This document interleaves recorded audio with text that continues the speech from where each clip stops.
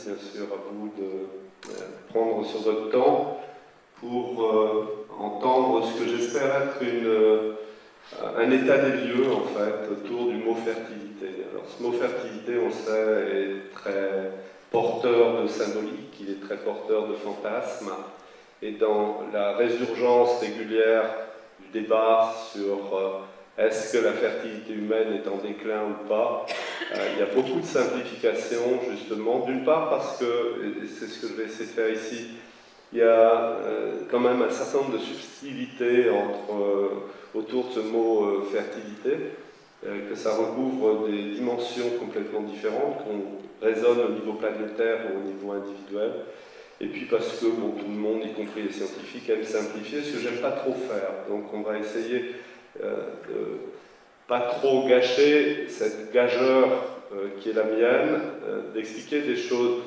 qui doivent être expliquées dans leurs nuances, et tout en étant aussi clair que possible, du moins je l'espère. Alors, ça peut paraître complètement paradoxal de parler ou de s'inquiéter du déclin de la fertilité quand une grande préoccupation de ce début de siècle concerne en fait la surpopulation sur la planète. Et la courbe en rouge que vous avez, c'est l'évolution de la population sur la planète jusqu'au pic en 2050 qu'on estime être à 9 milliards d'habitants, et avec toutes les craintes qui se font jour sur la capacité de cette planète, qui est quand même malmenée souvent, à pouvoir supporter, entre guillemets, une charge de population de 9 milliards d'habitants. Aujourd'hui, on est un petit peu en dessous de 7 milliards d'habitants. Donc comment la planète, ses ressources naturelles et comment les populations, les flux migratoires, etc. vont influer sur le développement de nos sociétés. Alors déjà, là, il faut introduire une nuance, c'est que par rapport à cette grande courbe en rouge, dans les années 60, on pensait que l'exponentielle allait se poursuivre bien au-delà. On parlait de 12, 13 milliards, 15 milliards d'habitants sur la planète à la moitié du XXIe siècle, et on n'en est qu'à une projection entre guillemets de 9 milliards. Alors comment expliquer ça? Eh bien, c'est qu'il y a eu un tas de phénomènes qui se sont produits, qui ont déjoué tous les pronostics des démographes. Et le phénomène principal, c'est que le nombre d'enfants par couple, en moyenne, sur l'ensemble de la planète, je dis bien en moyenne, parce que vous verrez, ça recouvre des disparités très importantes selon qu'on est en Afrique subsaharienne, par exemple, ou qu'on soit en Europe, mais c'est le nombre d'enfants par couple diminuant, donc la fécondité des couples diminuant. Eh bien, on est encore entraîné dans l'accroissement de la population globale sur les générations qui ont été créées dans les années 60, mais sachant que la fécondité des couples diminue, on s'attend à ce qu'en l'an 2050, on atteigne un plateau et puis qu'ensuite ça puisse diminuer. Et là, je dis avec prudence parce que tous les modèles démographiques ont été contredits en fait par la réalité. Personne ne pouvait imaginer, par exemple, que l'espérance de vie en Union soviétique, après la chute du rideau de fer, chute d'une façon aussi importante. Et en fait, il y a eu une régression dans un temps extrêmement court de l'espérance de vie des habitants, et avec un impact très très fort sur la population globale de l'ex-Union soviétique, de la Russie aujourd'hui et des républiques qui étaient associées dans l'Union soviétique. Et donc, on est encore sur des projections relativement incertaines. Mais probablement que ce modèle de développement est assez proche de la vérité. Donc, avec une augmentation très importante de la population sur la planète. Alors, c'est ce que je vous ai dit, le nombre d'enfants par habitant diminue. Et si on regarde ce qui se passe sur la fertilité par pays, alors vous voyez, sur l'axe horizontal, à l'extrême droite ici, vous avez le PIB, le produit intérieur brut par habitant, et à gauche, enfin tout l'axe horizontal c'est le PIB, et sur l'axe vertical, vous avez le nombre d'enfants par couple. Vous voyez que le pointillé rouge, remplacement 2,1, c'est ce qu'on estime être nécessaire. Un couple, c'est 2. Il faut avoir 2,1 enfants par couple en moyenne pour assurer le renouvellement générationnel. Alors pourquoi le virgule 1? Bien, tout simplement parce que à la naissance, c'est de 1 et il y a une mortalité périnatale et dans les premières années de la vie qui ramène, il faut en avoir plus à la naissance pour terminer avec le chiffre 2 en moyenne. Et alors, il s'est passé des choses assez extraordinaires. Jusqu'ici, on pensait, et ça reste largement vrai, c'est que plus le niveau socio-économique est élevé, plus les choses sont liées. Les femmes ont un degré d'éducation avancé, moins le nombre d'enfants par couple est important. On l'a connu dans nos villages bretons et autres, probablement il y a bien longtemps. Souvent, les familles nombreuses, très nombreuses, étaient des familles qui socialement connaissaient des difficultés, et ça vaut au niveau de la planète. Mais aujourd'hui, il faut nuancer cette analyse. Il y a une étude de l'Institut national d'études démographiques qui a été publiée en 2009 en France, donc, et qui compare le nombre d'enfants par couple dans des milieux très défavorisés au Maghreb versus dans la même ville, par exemple Casablanca ou par exemple Tunis, le nombre d'enfants dans les milieux très aisés. Et en fait, où on nuance les choses maintenant, c'est qu'il y a un effet citadin. C'est quand on est dans une métropole, ou très probablement, indépendamment du niveau d'éducation des femmes en particulier, et d'accès à la contraception, quand on est donc dans une métropole, l'information circule mieux quand on est dispersé sur un terrain. Et donc, le modèle urbain, qui se rapproche du modèle occidental, à peu près sur la totalité de la planète aujourd'hui, peut se déconnecter à la fois de la richesse du pays et sur des couples ou des clusters de population dans un pays, dans une métropole, du niveau socio-économique. En tout cas, ce qu'on observe, c'est qu'il y a beaucoup d'idées reçues qui sont battues en brèche ici, à savoir par exemple que les pays très religieux, le modèle familial est un modèle avec beaucoup d'enfants. Je prends l'exemple de l'Iran, par exemple, entre 1984 et 2002, ça a défié là aussi absolument tout le modèle démographique. Le nombre d'enfants par couple est passé de 7 à 2,4. Donc dans un temps extrêmement court. Or, première chose qui vient à l'esprit quand on pense à l'Iran, souvent, c'est un système très religieux, etc. Même chose dans certains pays du Maghreb, c'est le cas de l'Algérie, de la Tunisie et du Maroc, indépendamment de leur richesse. On sait que l'Algérie a un produit intérieur brut beaucoup plus élevé que celui du Maroc et que la Tunisie est intermédiaire. Or, le nombre d'enfants aujourd'hui par couple est le même. Autres exemples, pas seulement en dehors de l'Europe, qui eût cru il y a encore 20 ans que l'Italie et l'Espagne, les pays les plus catholiques de l'Europe, de notre partie de l'Europe, eh bien, auraient un tel déficit démographique puisqu'ils sont à 1,3, 1,4 par couple. Et en dépit, bien sûr, de l'engagement de l'Église sur la contraception, etc. Donc, alors, cet alignement sur un modèle urbain, je dirais au niveau, pour faire très très simple, et transculturel et transcontinental, est un phénomène absolument réel, mais il reste, on le voit, en particulier l'Afrique noire, l'Afrique subsaharienne, le Ghana, etc. Là, toujours une démographie galopante avec une mortalité dans des conditions absolument atroces, à la fois des femmes d'ailleurs au moment de l'accouchement, mais aussi des enfants.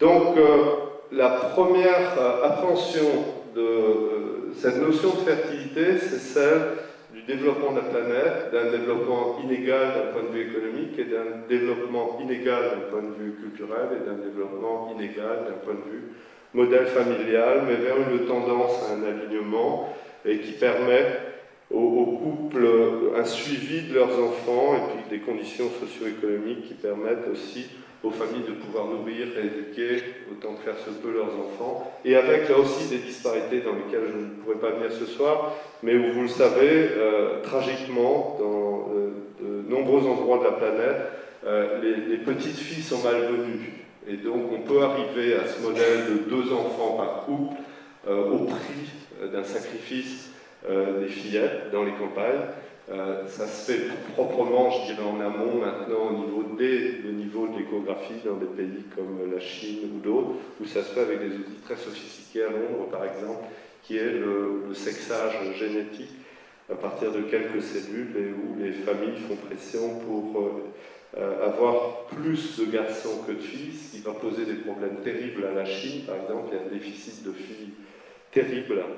Et tout simplement parce que, d'une part, il y a un modèle souvent qui est connecté sur une représentation religieuse et culturelle, et puis il y a les familles, surtout dans les campagnes, qui considèrent que c'est le garçon dans la fratrie qui va assurer les besoins de la famille lorsqu'elle ne pourra plus travailler, enfin des parents. Alors ça, donc, c'est des considérations à l'échelle macro. Mais la résonance du mot fertilité, maintenant, on sait bien une résonance très très intime, très individuelle, et c'est de celle-là que je vais vous parler. Alors, je vais présenter un petit peu mon laboratoire. Dans le fond, dans le contexte de la fête de la science et de la passe et de la brette, je pense qu'une rencontre avec des chercheurs locaux, régionaux est toujours un moment privilégié pour le citoyen qui paye des impôts de savoir à quoi ça sert dans son périmètre plus ou moins proche. Et donc, je vais présenter un petit peu les travaux qui sont chez nous, mais sur le toile de fond, je veux vous expliquer ce qu'est la nature du débat actuellement sur l'évolution de la fertilité au niveau, cette fois-ci, individuel et au niveau du couple, mais pas dans un modèle démographique, dans un modèle médical et dans un modèle social.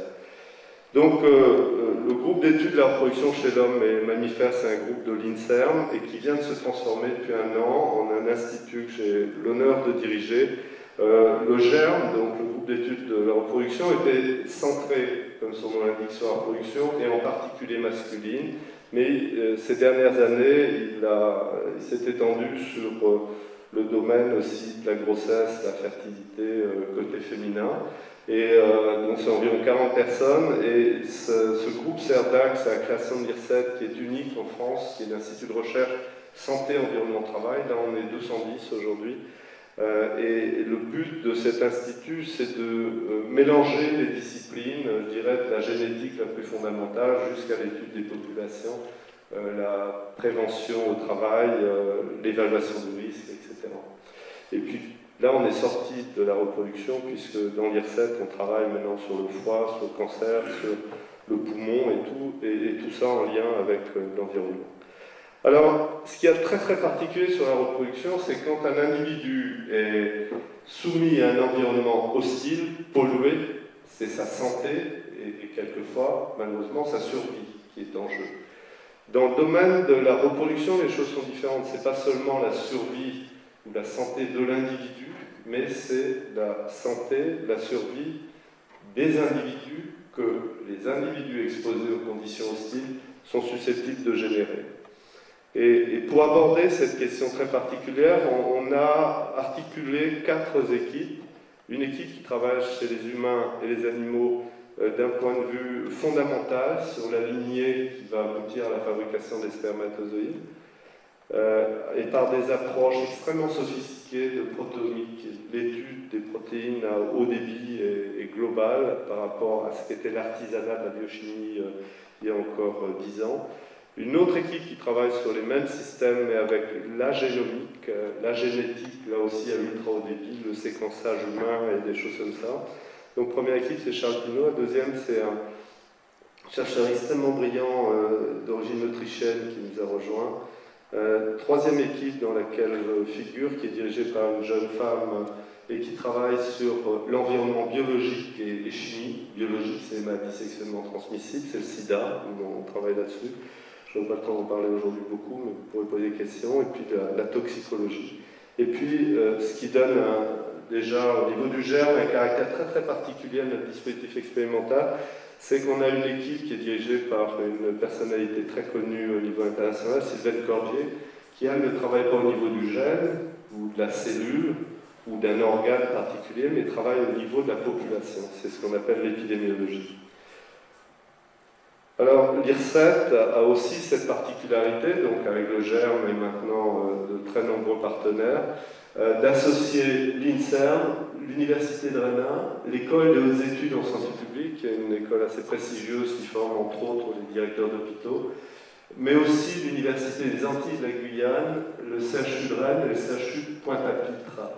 Donc là, c'est Belle-Île-en-Mer, un peu Marie-Galante, si vous voulez. Les deux régions ont des liens déjà, mais ce qui nous a intéressés en les associant, c'est que ce sont deux régions avec un littoral maritime important, avec des agricultures très développées, et donc en termes d'études des populations et d'études de l'influence du milieu, y compris du milieu type pesticides, etc., c'était très intéressant à la fois de développer des études sur les deux territoires et puis de croiser le résultat de ces études.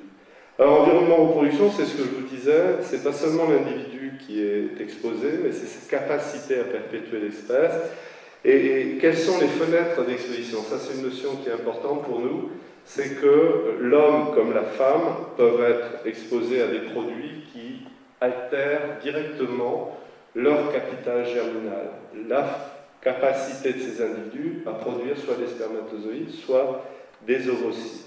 Et il y a de nombreux cas, par exemple, une radiothérapie du bassin est délétère à la fois pour la production de spermatozoïdes ou pour la production d'ovocytes. Autrement dit, l'individu est directement exposé.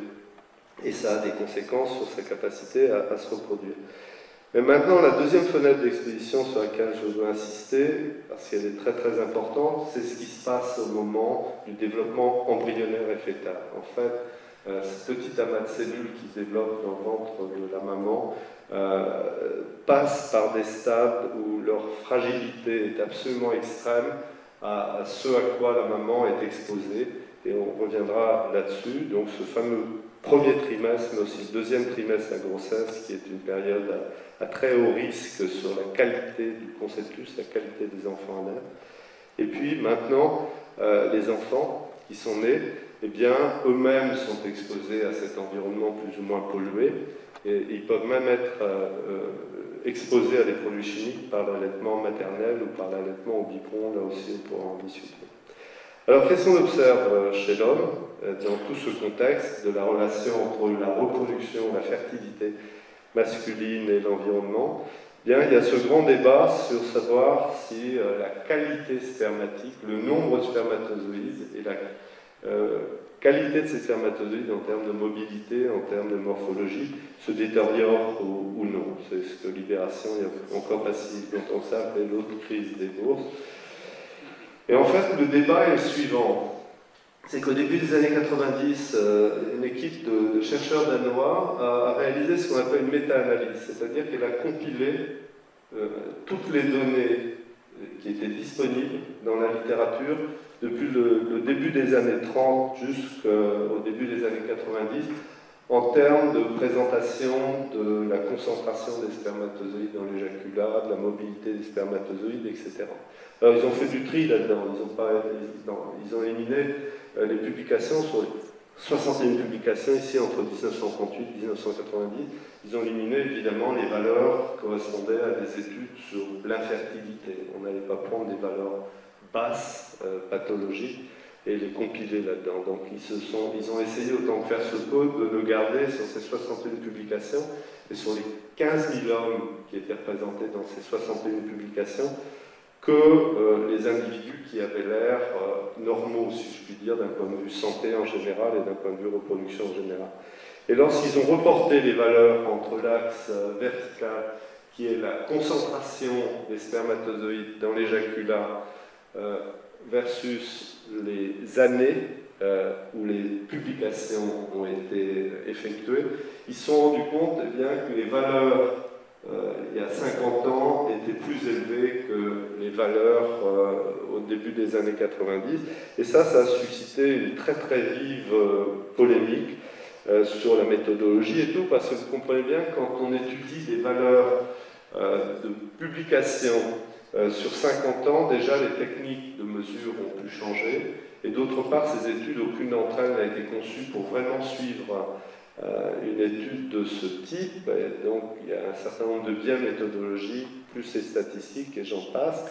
Mais cette étude qui montrait qu'en 50 ans, la valeur moyenne en concentration spermatique a baissé de 50%, toute critiquable qu'elle puisse être sur ses aspects méthodologiques, a eu un effet stimulateur absolument incroyable, et on s'est mis à s'intéresser plus précisément à ce qu'est la qualité spermatique.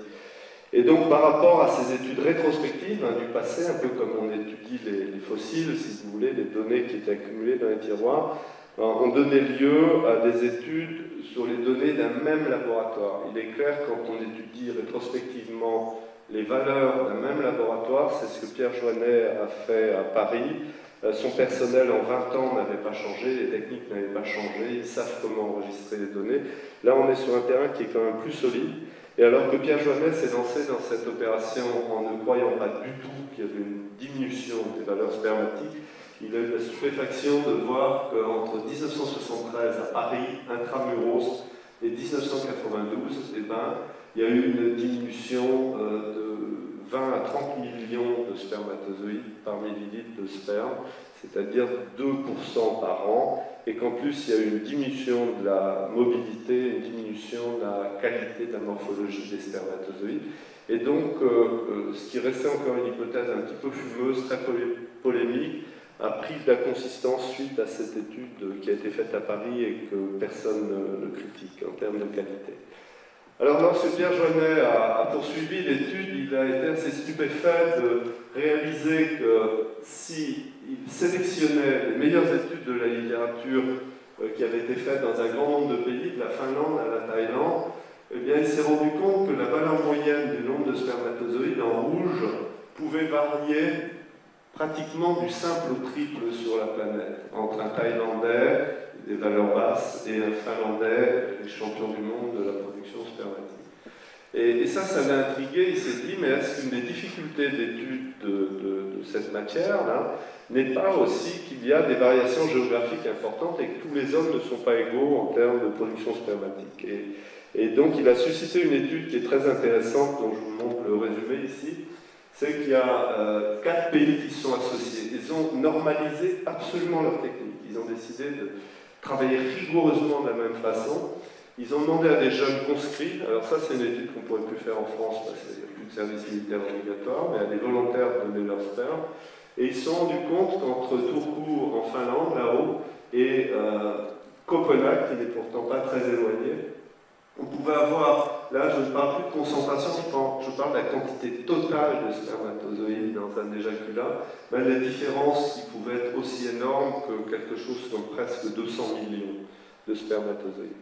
Et donc ça c'est un des mystères humains qui s'est dévoilé là, c'est que même sur des distances pas très grandes, on peut avoir des populations qui produisent, des populations en principe qui sont normales, représentatives, qui produisent des quantités de spermatozoïdes très différentes.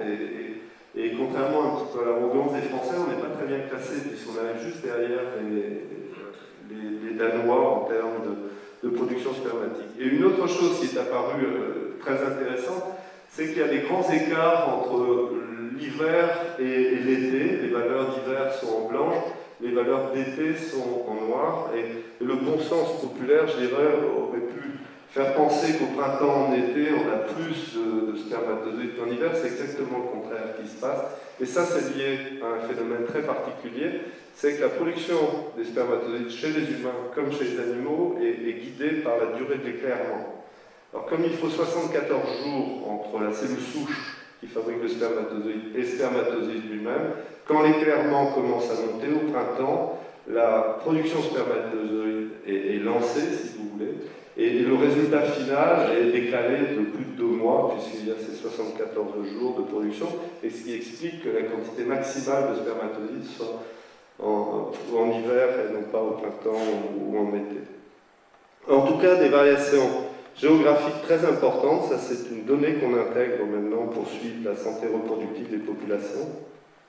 Et c'est pas seulement vrai en Europe, mais là, vous voyez, les États-Unis, suite à la première étude en Europe, les Américains ont utilisé exactement la même méthodologie. Et si on est à New York, la valeur moyenne est de 100 millions.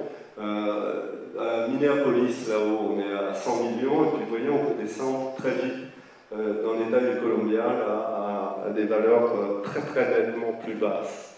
Et pour continuer sur un territoire aussi petit que la France, 500 000 km², eh bien, vous voyez qu'il y a des écarts qui sont très significatifs entre Lille et Rennes. Les Bretons remontent la moyenne nationale, et puis Grenoble qui a des valeurs nettement plus basses. Donc, des écarts de cet ordre-là ne peuvent pas être simplement liés à la génétique, et a fortiori quand on travaille sur un territoire aussi petit que la France. Et c'est là que la notion d'environnement commence à prendre tout son sens. C'est que sur des distances comme Rennes versus Grenoble ou Rennes versus Toulouse, on peut avoir des écarts de production spermatique très importants et qui reflètent probablement des conditions environnementales importantes, même si on ne peut pas exclure, bien entendu, un certain nombre de facteurs qui sont liés à la population elle-même, ethnique, génétique. Alors, le baromètre spermatique mondial tel qu'il apparaît aujourd'hui, eh bien, c'est qu'il y a un certain nombre de villes où un déclin a été noté, c'est toutes les villes qui sont en orange, alors qu'il y a des villes comme Rennes où aucun déclin n'a été observé. Donc ça, c'est une nuance aussi que je veux apporter au débat, c'est quand on extrapole et quand on dit la qualité spermatique humaine diminue, attention, elle ne diminue que dans certains endroits du monde et pas dans d'autres. Et ça aussi, c'est très intéressant lorsqu'il faut faire un travail de détective pour essayer de trouver des causes au phénomène du déclin. Bien, il faut comparer les milieux dans lesquels les personnes vivent, comme je disais tout à l'heure, sur des distances quelquefois qui sont relativement courtes, pour essayer de comprendre le phénomène. En tout cas, en Europe, la diminution en 20-50 ans a été probablement d'environ 3% par an dans les villes où la baisse a été observée, ce qui est beaucoup, hein, et qui est beaucoup plus vite que ce qui pourrait être expliqué par des mutations. Donc là encore, c'est l'environnement. Ça ne peut pas être des mutations. La transmission de mutations qui affectent la fertilité, on en connaît. Ça, c'est sur des générations que ça se produit. Ce n'est pas du 3% par an. Aux États-Unis, on estime qu'en moyenne, c'est un moins 1,5%. Et vous voyez aussi la carte des inégalités à bien des niveaux. C'est qu'en fait, il y a des très très vastes zones de la planète sur lesquelles on n'a aucune donnée, tout simplement parce qu'il n'y a pas de recherche et que les populations n'ont pas accès à la médecine et à la science. Alors le sperme baisse, mais pas partout. Donc j'insiste bien là-dessus. Et autre nuance, est-ce que si le sperme baisse, la fertilité du couple baisse? Et vous allez voir que ce n'est pas aussi simple que ça, alors que souvent les médias, mais je veux dire aussi les chercheurs, quelquefois, extrapolent entre baisse du nombre de spermatozoïdes et baisse de la fertilité. Alors ça, vous l'avez vu, cette carte-là. Vous avez vu qu'il y a des écarts très importants entre Copenhague et Turku, par exemple. Hein, je vous l'ai dit, il y a presque 200 millions de spermatozoïdes de différence dans un éjaculat. Mais si on regarde la fertilité, il n'y a aucune différence. Alors comment on mesure la fertilité humaine? Pas simple, hein. Moi je travaille beaucoup sur les animaux. Mesurer la fertilité, le nombre de petits dans une portée de souris, de rats, tout ça on sait faire en fonction des expositions des animaux à tel ou tel produit. Mais quand il s'agit de suivre la population humaine, c'est beaucoup plus compliqué. Et le paramètre le plus fiable, c'est en fait le taux de grossesse dans un couple dès lors que la femme décide d'arrêter la contraception. Et là, on parle de couples normaux, si je puis dire, qui n'ont pas de problème. Mais on estime qu'il faut à peu près 4 mois, 3-4 mois à un couple sans contraception pour pouvoir faire un enfant.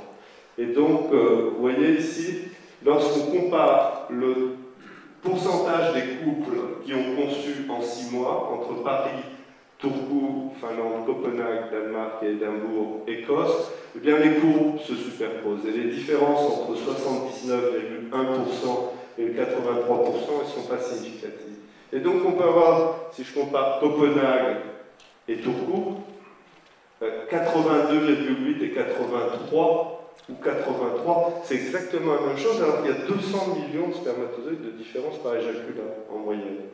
Vous voyez, donc surtout, là aussi, faire attention à ne pas extrapoler. Et ça s'explique pourquoi? Eh bien, ça s'explique parce que, et pour des raisons qu'on s'explique mal, mais sans doute c'est l'assurance vie, l'assurance perpétuation de la vie chez les humains, eh bien les humains produisent un énorme excès de spermatozoïdes, beaucoup plus qu'ils n'en ont besoin en fait pour se reproduire. Et sans doute, on peut imaginer intuitivement, pour que l'espèce humaine, au cours de l'évolution, soit même d'amortir des conditions environnementales qui peuvent être la chaleur, qui peuvent être les radiations à certaines époques, qui peuvent être le stress, qui peuvent être un certain nombre de choses. Donc je dis toujours dans les conférences, chaque homme dans cette salle produit à chaque battement de cœur de 1500 à 2000 spermatozoïdes. Les testicules sont la machine à faire de la cellule la plus inouïe qui existe et ne se compare à aucun autre organe. Non seulement la cellule qui produit est absolument unique, une cellule qui est faite pour non pas vivre dans le tissu où elle est produite, mais pour être exportée. Il y a deux types de cellules qui font ça. Il y a les métastases d'un cancer et il y a les spermatozoïdes qui circulent sur des distances assez considérables et qui vont s'attacher, qui vont fusionner avec d'autres cellules bien loin du site où elles sont produites. Donc, en d'autres termes, un déclin spermatique de 20 à 50% ne signifie pas nécessairement une baisse de la fertilité. Alors, on pourrait rester là-dessus et se dire, tout va bien, dans le fond, on a un tel excès, mais c'est là que c'est pas aussi simple que ça. Et la méta-analyse que je vous ai présentée tout à l'heure, donc la compilation des 61 publications, a montré le phénomène que je vais vous décrire maintenant, tout comme l'étude de Pierre Joannet à Paris. Et alors, qu'est-ce qu'ils ont fait? Ils ont, dans la population générale, pour un groupe d'années données, eh bien, ils ont différencié les hommes qui avaient des valeurs très fortes, ils en ont fait un groupe, ceux qui avaient des valeurs intermédiaires, ils en ont fait un groupe, ou ceux qui ont des valeurs très basses, ils en ont fait un groupe. Donc, ils ont classifié, ils ont subdivisé les populations. Et on s'est rendu compte qu'il y a 50 ans, dans la population générale, la classe d'hommes qui produisait énormément de spermatozoïdes, 100 millions et plus, était beaucoup plus nombreuse qu'elle n'est au début des années 80-90. Vous voyez, c'est classe d'hommes à concentration haute, ça a diminué, alors que la classe d'hommes à concentration basse, 5 millions environ de spermatozoïdes, ou moins de je ne sais plus, je n'ai pas mes lunettes, là, voilà, 20 et quelques millions, voilà, a augmenté. Or, vous allez voir, pour avoir un enfant, il faut produire un minimum de spermatozoïdes. Il ne suffit pas d'en avoir quelques millions, il faut avoir plus que ça. Vous voyez, concentration spermatique par rapport à la probabilité de grossesse au cours d'un cycle. Si vous avez 0 spermato, naturellement, vous n'aurez pas d'enfant. Mais vous voyez que ça monte relativement lentement et qu'il faut arriver à peu près à au moins 20 millions de spermatozoïdes dans l'éjaculat pour avoir une probabilité de faire un enfant au cours d'un cycle. Et puis une fois qu'on dépasse ce cap, on atteint un plateau et c'est là que la notion d'excès joue, puisqu'on n'arrive pas à avoir, en termes de probabilité, plus en gros de 20% de chance par cycle d'avoir des enfants. Les humains sont des mauvais reproducteurs. Alors ce qui compense, c'est qu'ils essayent plusieurs fois, mais sur la durée d'un cycle, ça n'est qu'une chance sur 5 finalement d'avoir un enfant. Mais il faut avoir un minimum, et en dessous de ce minimum, eh bien, autrefois on était irrémédiablement stérile, et aujourd'hui on n'est pas stérile parce que l'assistance médicale à la procréation vient à l'aide des couples qui ont des valeurs spermatiques trop faibles pour que, par les méthodes naturelles, je dirais, et sans avoir à attendre 1 an, 2 ans ou 3 ans avant d'avoir un enfant, ils puissent accéder au désir d'enfant. Et donc, je veux insister, une baisse de la production spermatique, et ça ne se produit pas partout, ne retentit pas nécessairement sur la fertilité en elle-même, mais peut retentir sur le recours à l'assistance médicale à la procréation. Et là, ça pose un problème. Est-ce que c'est satisfaisant pour une société de devoir médicaliser de plus en plus l'acte de faire des enfants? Donc c'est le problème qui est posé, et c'est une nuance que je voulais introduire sur le débat.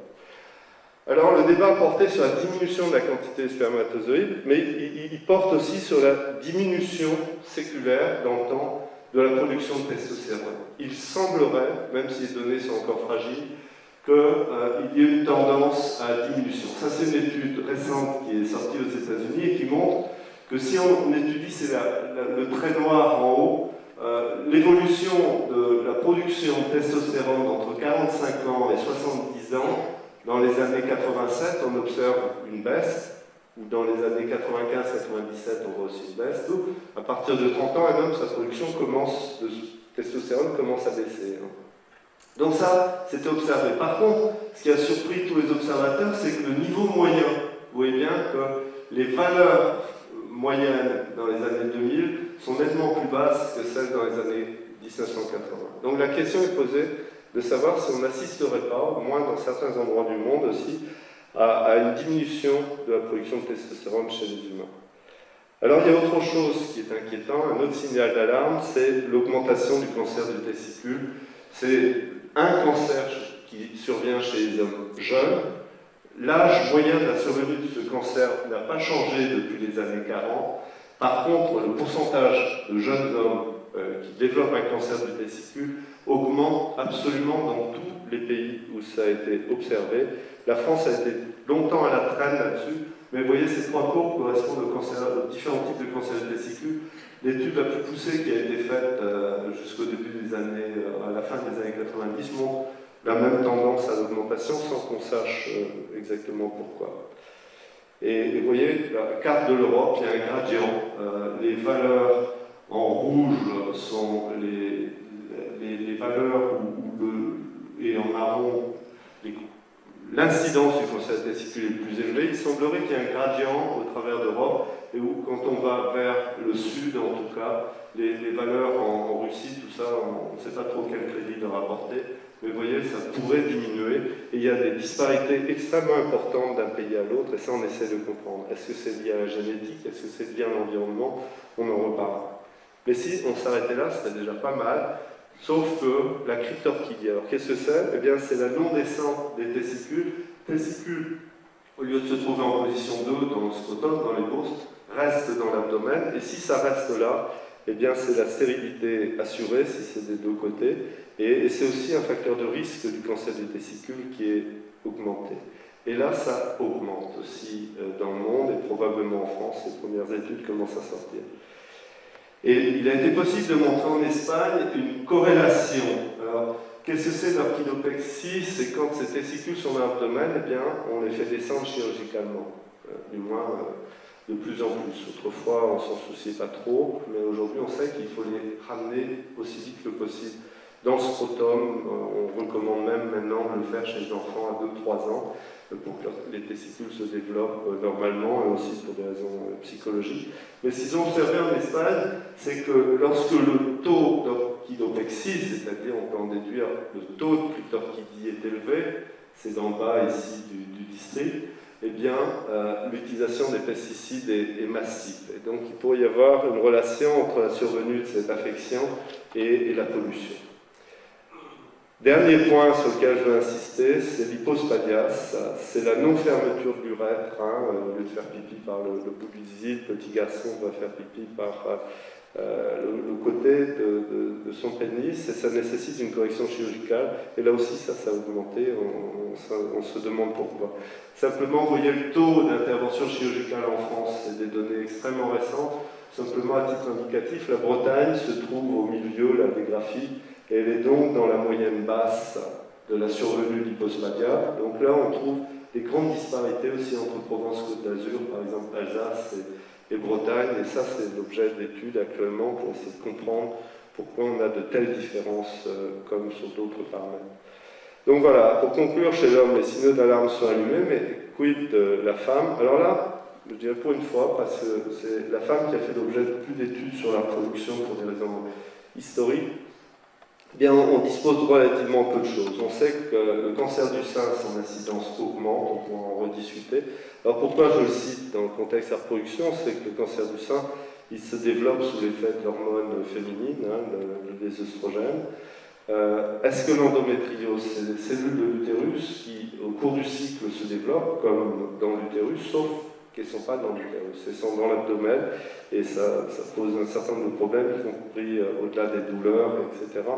une difficulté à concevoir souvent pour les femmes, et ça nécessite des traitements hormonaux. Et puis il y a cette notion que la puberté chez les petites filles survient de plus en plus tôt. Et elle ne se serait pas liée là aussi aux conditions environnementales au sens large du terme. Et là je vais dire deux choses ici, c'est sur la survenue des premières règles. Au XIXe siècle, c'était 18 ans, les premières règles dans les pays scandinaves où les registres ont été bien tenus.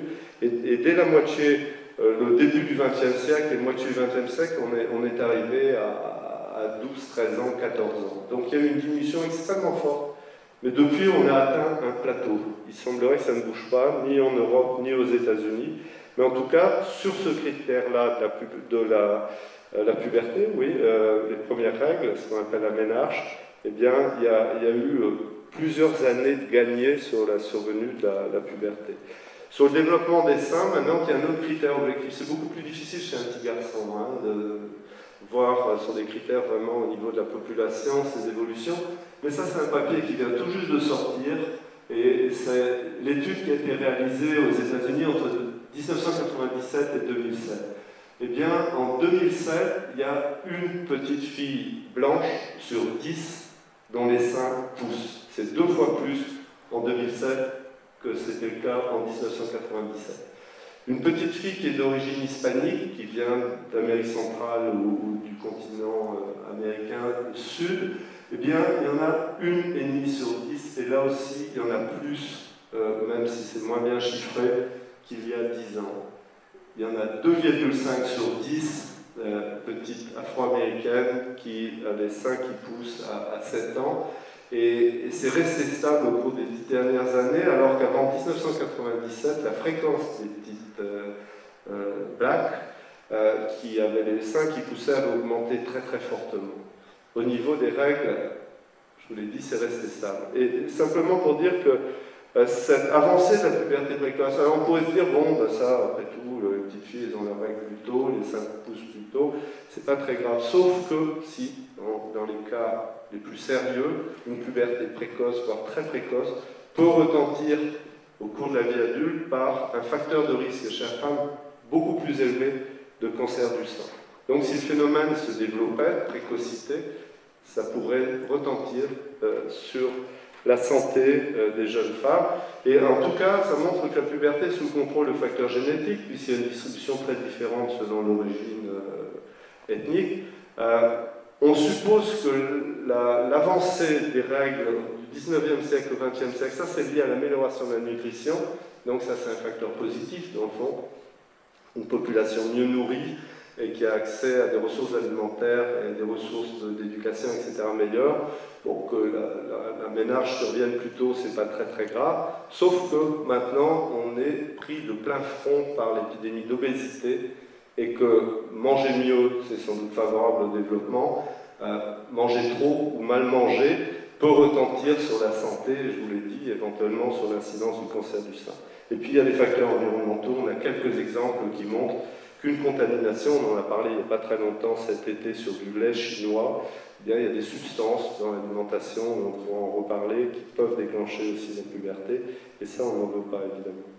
Donc chez la femme, les indicateurs sont plus ténus. Alors les causes, facteurs environnementaux, ça peut être des facteurs physiques. Là je parle de l'homme, il n'aime pas la chaleur au niveau des testicules.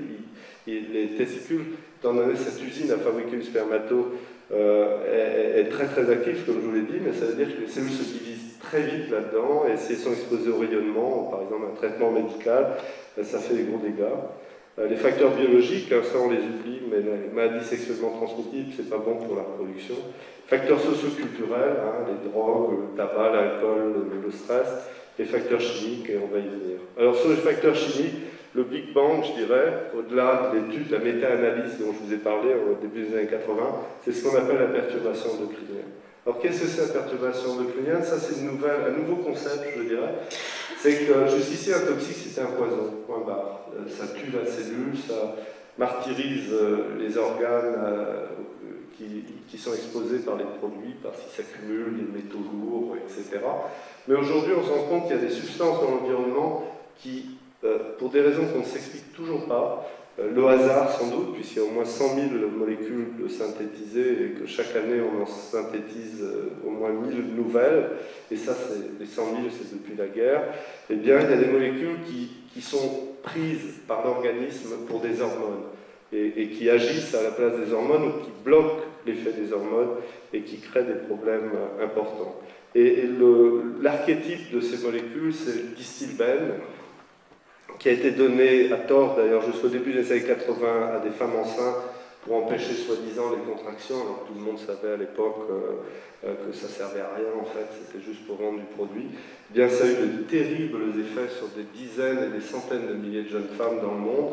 Autrement dit, une molécule qui n'est pas un vrai œstrogène, mais qui a des propriétés œstrogéniques, donc qui est un perturbateur endocrinien, bien est capable de provoquer des cancers d'appareil reproducteur, l'absence de certains segments de cet appareil reproducteur et la stérilité.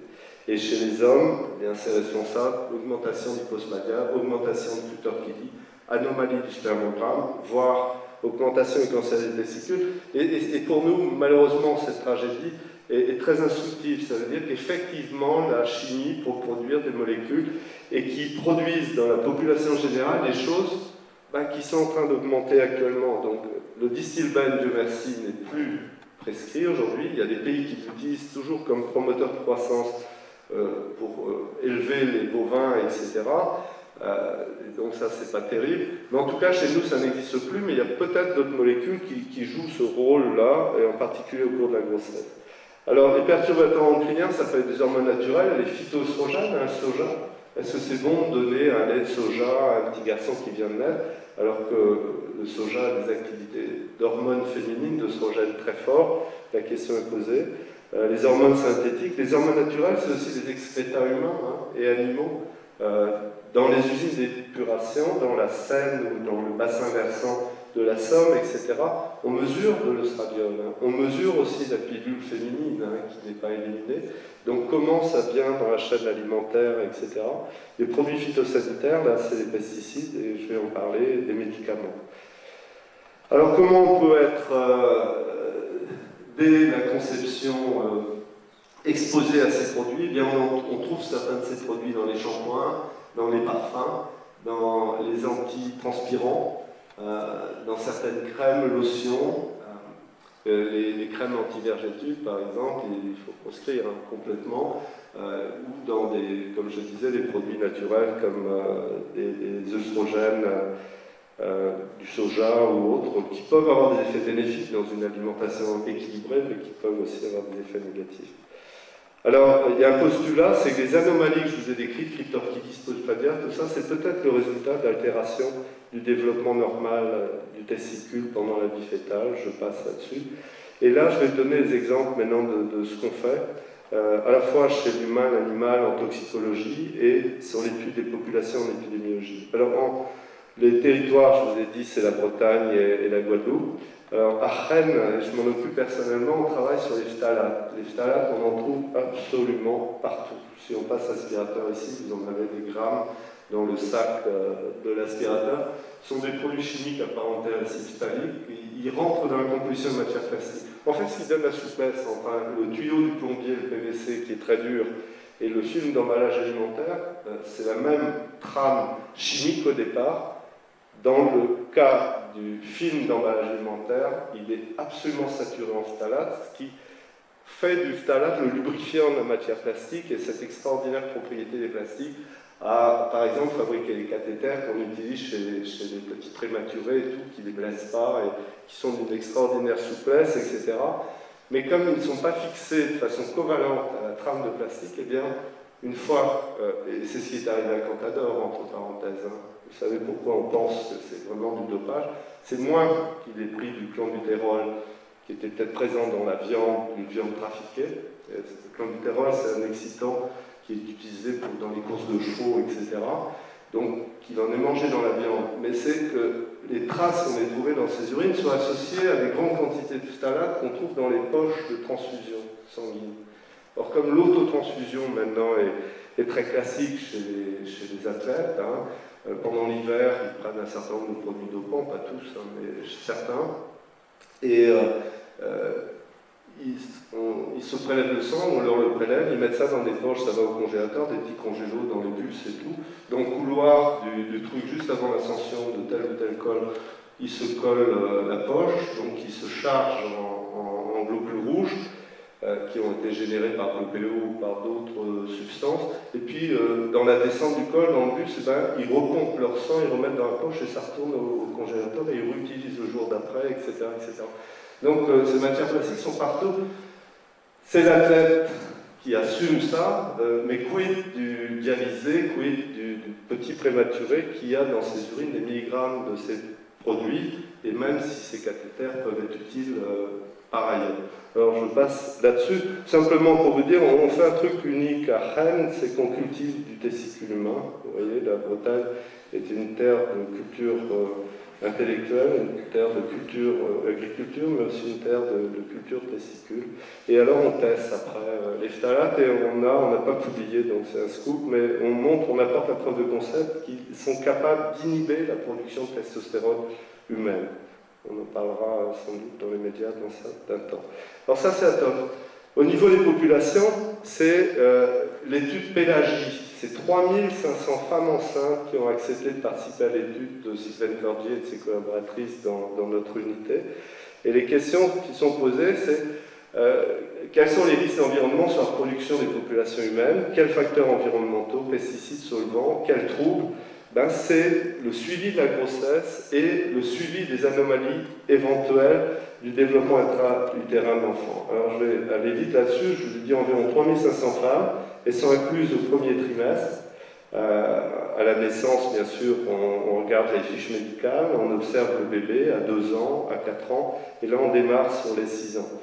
Alors il y a des questionnaires, la maman dit qu'est-ce que fait le mari, qu'est-ce qu'elle fait elle-même, est-ce qu'elle utilise des pesticides dans son appartement, on prélève les urines, on prélève les placentas, le sang du cordon, questionnaire à 2 ans, et puis on filme les petits, leur développement psychomoteur, etc.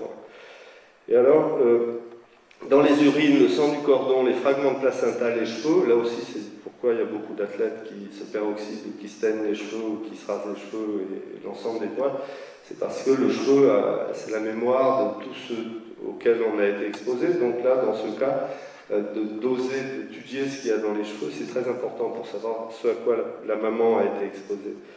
Alors simplement, je vous donne quelques exemples, parce que c'est très intéressant en même temps, on peut étudier la population. Sur les fruits de mer, quelque chose que vous connaissez bien ici, les produits de la mer, bien, on a découvert, Sylvain et ses collaborateurs, qu'une maman en Bretagne consomme environ 8 fois des fruits de mer par mois. Ça fait 2 fois par semaine. En gros, un peu plus d'1 fois par semaine du poisson et un peu moins de 2 fois des fruits de mer.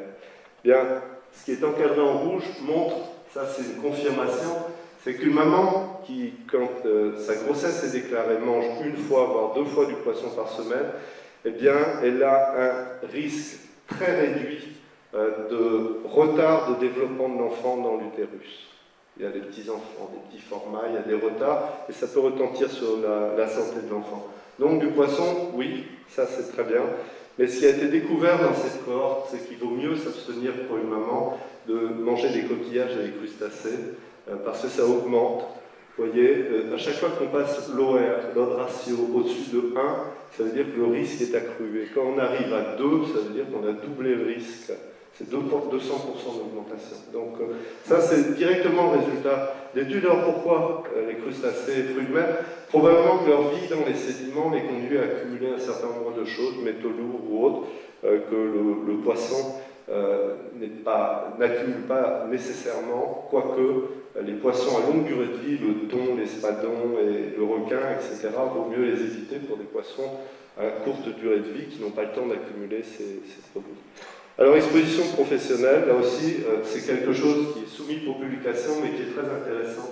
Parce que vous voyez, si on demande à une maman, quand elle est enceinte, est-ce que vous respirez des solvants, ou est-ce que